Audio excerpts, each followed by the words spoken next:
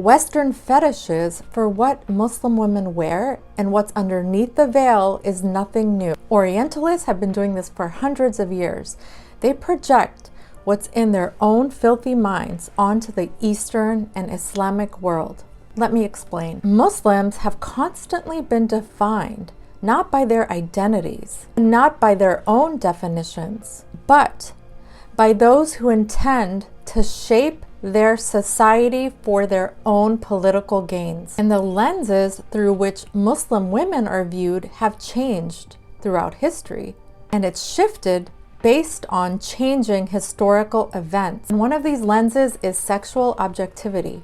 In the 19th century, women in Egypt, Turkey, Algeria, they were depicted in a very sexual way by French and British authors. The West was obsessed with peering through private Muslim women's spaces. Orientalist painters, they would depict women in the Muslim world dancing in seductive poses, nude. But if you look through paintings from that time by Orientalist artists, rarely do they show a Muslim woman doing something like reading or writing, thought or spirituality. In most of these paintings, the woman is defined by the viewer, the masculine gaze looking at her, and thereby she is objectified. In the early 20th century, French colonizers created postcards of Algerian women and they violated them. The Algerian women wanted to keep their head coverings on. It was a way for them to protest against the colonizers. You see, it bothered colonizers when women were hidden from their sight. The veil symbolized a refusal of the women to be looked at, to be objectified. This made the colonizer feel disappointment and rejection. It kept the colonizers from looking at what they wanted to. It allowed the women underneath to look at them. That gave the women power, one that the colonizers did not like to exist. So, forcibly removing veils was not about liberating Muslim women. It was about giving imperialists and colonists control, what they wanted to see and how they wanted to see it on their terms. French photographers would then represent Algerian women through a perversion of the veil linked to their erotic imagination. In the late 19th century, British colonizers realized that Muslim women were the key to the dominance of their colonies. Controlling Muslim women was their way of dominating the culture. What they did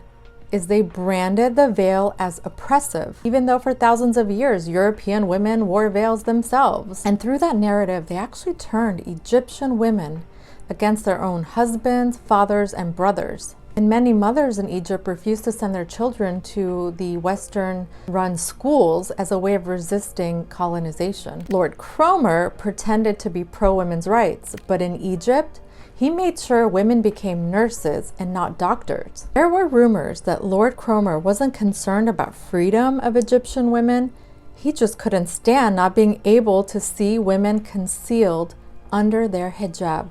Even Western feminists in the 18th and 19th centuries saw Muslim women as an other and became an object of humanitarian concern as a way to further changes in Western society for women. Western liberal feminists like Mary Wollstonecraft would use Muslims as a premise for her arguments. When Western men mistreated Western women, she compared them to Muslim men. So basically the message was that the mistreatment of women was inherent in Muslim men. The Orientalist strategy was not that they cared so much about Muslim women's freedoms, but to bolster feminist arguments for their own needs.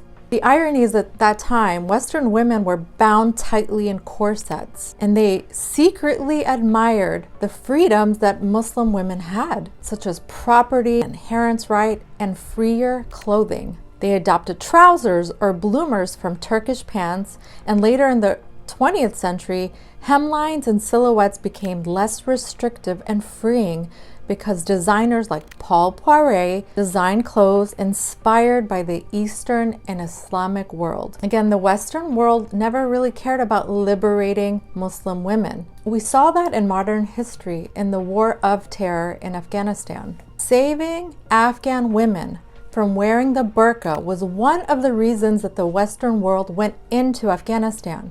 But they turned a blind eye to women being bombed, made widows, to starve, made to be trafficked and prostituted. They said they were saving Afghan women, giving them freedom and liberty, as they systematically destroyed their families, their society, their culture, and their villages. Overnight, Afghan women were abandoned by the West. For the past 200 or more years, they have been obsessed and have had a fetish for what Muslim women are wearing underneath. They have painted her as oppressed by the Muslim man, that she is promiscuous and using the veil to hide it. The real issue is power and control. And the hijab fetish is part of a legacy of Western imperialism and colonization. If you like videos like this, please subscribe, follow me, and share.